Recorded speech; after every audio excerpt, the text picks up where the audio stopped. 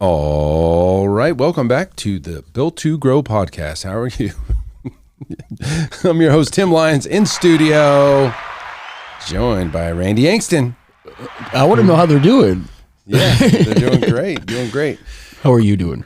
I'm great. I'm got to go out of town, Florida. Got to go family reunion. Haven't seen a lot of these guys in 10 years.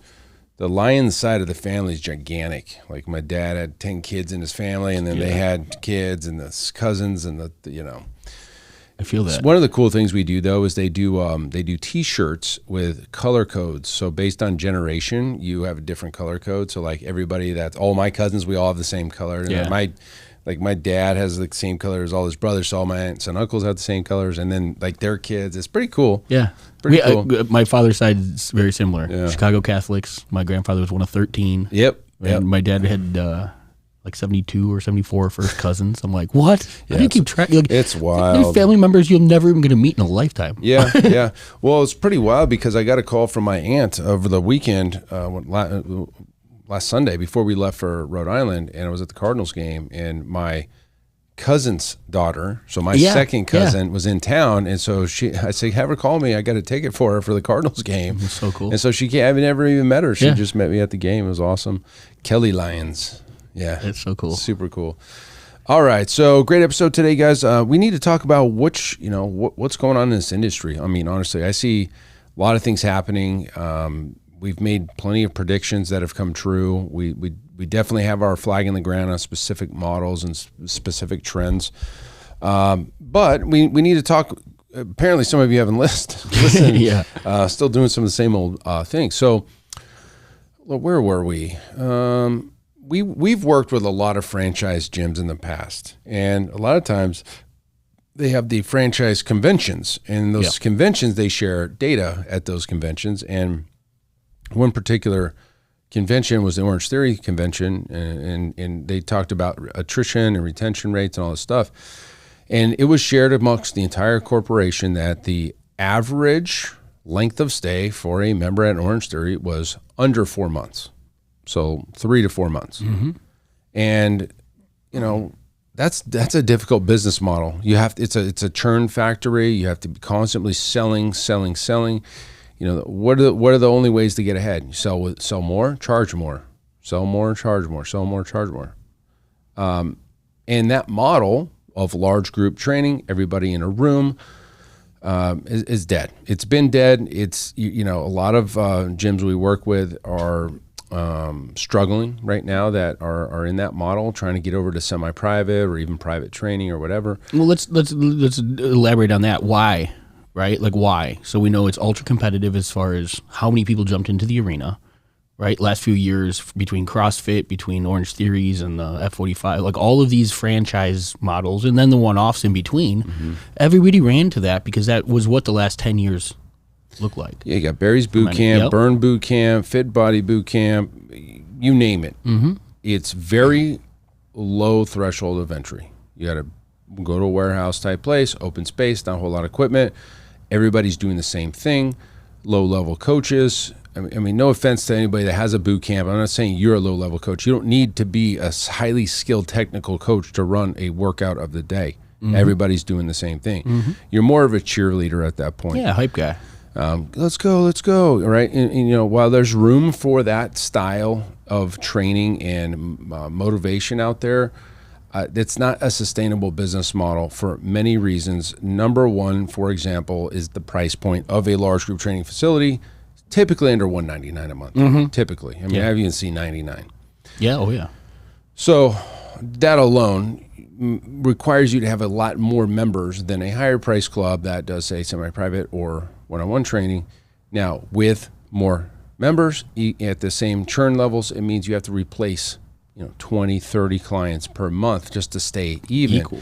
And so you're burning through the marketplace very quickly. I mean, honestly, I don't know the inner workings of an Orangetheory, but on paper, that's a difficult business model in my head for that to even be profitable. Yeah, absolutely. I've seen plenty close, by the way, but there's some that are opening now. It's like, wow, good for you guys.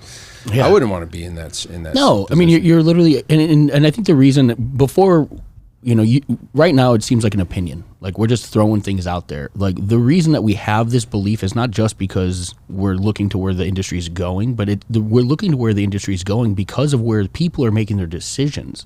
Because the data and the evidence, it's not just the fact that we don't like it or we don't align with it or it's not what we enjoy to do ourselves. That's completely irrelevant. Like look at the math of this situation. The facts are this is a dying trend. Dying trend. And the craziest thing is the most diehard large group training gyms that are in our network, they're switching too. Yes. They see it. Yes. It's just a tough model. It's a tough model, and I think that everybody gets stuck on the fact that like I do something different. Well, you might do something a little bit different, but at the end of the day, it's hot, sweaty bodies in a room. Like it's still the service that these clients are buying. Mm-hmm. You're just another option of that. Right. And so, as unique as you might feel your delivery is of large group, you're still in the large group model, which comes with all of those low price point, high competitive, arena environment. Yeah. I don't want to say limited opportunity for results, right? But we don't have the luxury of going and building, quality mass and working on the other aspects that, other modalities have, because the whole goal here is just burn calories in a room for 45 to 50 minutes type of thing. So, how many variations of that can you do and be unique and different? Well, I can tell you that every large group training gym right now that's listening to this, be defensive or not defensive, accepting of the message or not, whatever, you've got people in your gym right now that could literally go back-to-back workouts in your gym, not break a sweat, and go on with their day. In fact, they could probably do 3. And if you look at the results that those people have, they're just staying the same year after year after year. They're doing it because they enjoy it, but are they really getting further in the progression of the results? Because at some point, your body's adapted to that metabolic style conditioning. You cannot build muscle without muscular damage and refeed and everything else, which just happens in strength training. Mm-hmm. You can do body weight stuff and swing kettlebells and push-ups and burpees and stuff all day, but in order to put on muscle, like you said, you got to break down the muscle tissue. Mm-hmm. And especially in a boot camp model, yes, you have resistance with body weight, but they are so conditioned at that point. There is no progressive overload. There isn't, not with those particular clients. Mm-hmm. The newbies, they're going to get great results in the beginning. But what I'm talking about is those diehard fire-breathing clients that are in your gym right now doing the boot camp model, and they could do 2 or 3 back-to-back. We worked with a gym out of Florida, and he had several of those clients because that was his model. That was his model, and he brought in semi-private, and we started working with some of these clients with actual weights and strength training, squats, things like that. And they were so sore, they couldn't believe how out of shape they were when they could have done 2 or 3 boot camps back to back. You go in and put some weight on their back. They fell in love with that new. They like being in pain, I guess. Because the pain is feedback that something's working to us. And then he basically got brand new diehards over in the semi-private game because he's doing something different with them. Another one of our Iron Circle members, the third one that was a diehard, the brothers. Yeah, he's changing to semi-private. I mean, the message is this: from when somebody's in a large group training model, a lot of those, like, how do I switch? Yeah. The message that is being, I guess, one of the brothers is sending to we talked about how to do this, is like, we thought we were doing the best for you. We found a better way. We can't, in good conscience, continue to train clients this way when we know there's a better way. And so, therefore, we're switching our model to this model because of all the benefits to you. Mm-hmm. And paint them. And paint the picture. Right. And so that's a way to change. There's so many ways, guys. One of the best things we do is helping gyms switch to semi-private training because we believe in this. We believe semi-private is the best for everybody, not just profits, but for the client, for the coaches, for the schedule, for the results, all the stuff. And so the big question becomes, how do I do it? And we've got formulas and we've got calculations and we've got, a phased approach to switching this, in our coaching program. Mm-hmm. So a lot of what we do. But listen, guys, if you're sitting in a large group model, you're not blowing the doors off. Like, you're not just making tons of money. I think in the next 2 to 3 years, it's going to be obsolete. 100%. I mean, you're still going to have new gyms opening up with that model, but you need to be where they're not. You need to, like, we called it out as a red ocean. Now we're saying it's dead. Mm-hmm. Like, it's dead. And you have to move on. You have to adapt. If you want to make it in this industry for 15, 20 years, you got to change. I've changed 5 different times. Yeah, literally. I've changed 5 different times. Yeah. Like, the most recent is the rebrand in the model specific equipment layout. Like, we went that far down that road. But when I first opened, I was an anytime fitness model of training if you wanted it. Moved into a large group with no personal training, moved into large group with personal training, went into semi-private training with large group, did that for a long time, got rid of large group, just all semi-private training, and then I completely remodeled the gym to all semi-private training. And even if you go back to even our last episode, we're making changes within the semi-private, the way we're selling it, the way we're, positioning it. That's a progression of a business. Right, you have to adapt or die, and that's. I think that's this is our the last lifeline that we can throw out if you're in that model. This is data that's been going against your benefit for years now. And if this is your first wake up call, you better start acting fast because everybody else that has taken that step is already out of it. And if you're not going to have the luxury of deciding, oh well, now people like another model. Let me go step into that arena. Again, you're going to be behind the 8 ball over there when everybody else has made that transition ahead of you. These are the must decisions in the business, not what campaign I'm going to run to put a few more leads in. And 4 or 5 years ago, when we would have new clients come in, they had never heard of semi-private training. They can't believe what it is. It's not a thing. Now we have clients coming in that the last gym they left to did semi-private training in another state, and they're coming looking for semi-private training here. That's how I know it's caught on. I mean, you guys, if you're not doing it yet, you're getting further and further behind. Like, that was the wake up. We had to teach people what it was. Yeah, and there's still and not to say that it's still not new and trending. I mean, we're transitioning some of our gyms right now to that model. I can tell you 3 of our most recent coaching clients have the only semi-private model in the entire area. Right? They're completely unique and proprietary, still to this day. Which is a beautiful thing. I mean, we're talking the last couple of months, but that opportunity is going to be gone the end of next year, and the year after that, we'll be looking for the next, thing that's going to be. It's not just a trend, too, and I want to make that differentiator. This is an entire modality on how we train our clients, right? So back to like the large group, you could do something fad based where you do have something unique when it comes to hot, sweaty bodies in the room. But that's going to have much shorter legs than the model that you train on, as a whole. You're still operating in that semi-private. So to change the model, change the delivery, speak to the benefits of a different style of training for the results your clients need, that's your big gain. Not what hook am I going to go do for this marketing campaign, or, oh, guys, maybe we need to bring in cycle, or, kettlebell training, insert, in our boot camp, like... You're missing the boat there. You need to look at the business as a whole and the product you serve as a whole and realize the seat that you're in is probably not the right one anymore. It's the truth. But here's the good news. When you do change, new life gets breathed into your place, new energy, new blood, new clients come over because they were looking for strength training and you weren't offering it. That's the other thing, guys, with these boot camp clients or large group, all the same.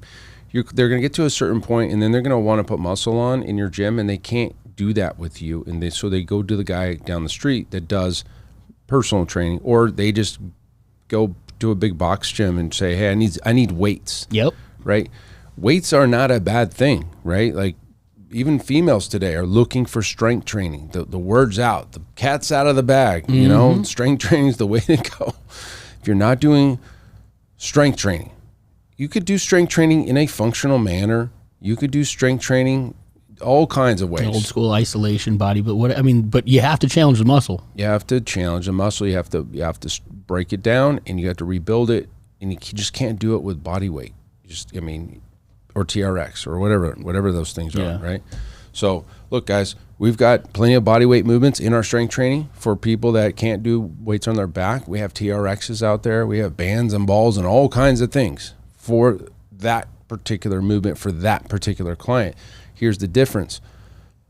We can change. We can take it all the way up to a 600-pound squat or deadlift or bench in here, or we could take it down to a body weight. Yeah. Right. Or below. Well, you know what I mean? Even below, right? Correct. There's ways of assisted. Yeah, exactly. And that's the scale.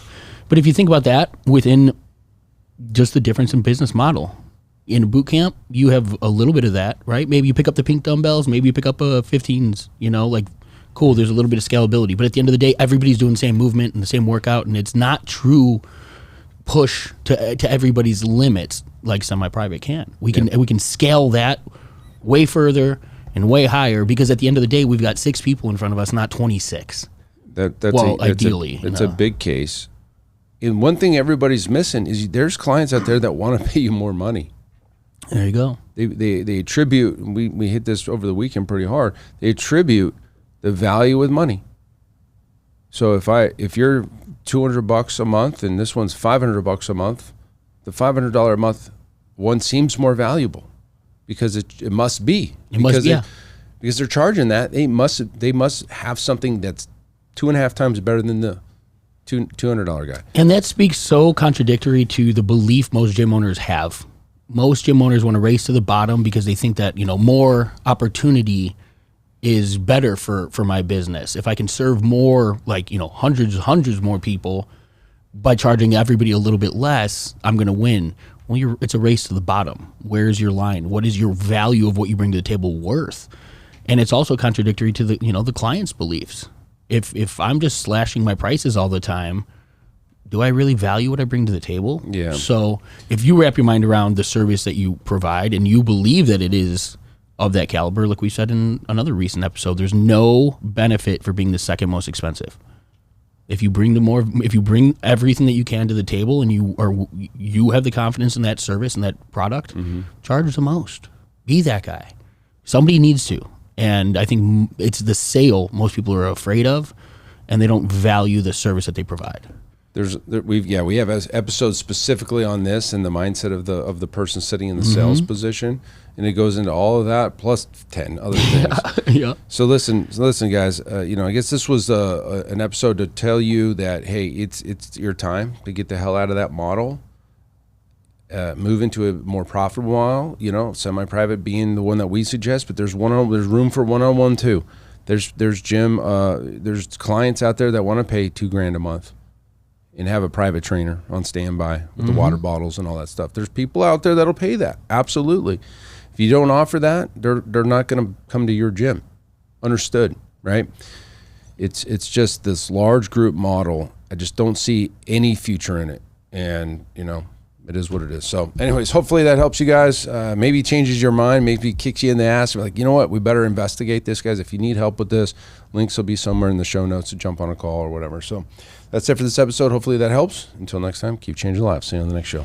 All right. Thank you for listening to that episode of the Built to Grow podcast, where we help gym owners win. Now, do you want to connect with me and other gym owners online? All you need to do is join our private Facebook group, Business Talk with Fitness Professionals. Just head on over to Facebook and type in Business Talk with Fitness Professionals. And when you do, we're going to give you our 10 marketing strategies 7-figure gym owners use to win. I look forward to seeing you in the next episode. Until then, keep building something great.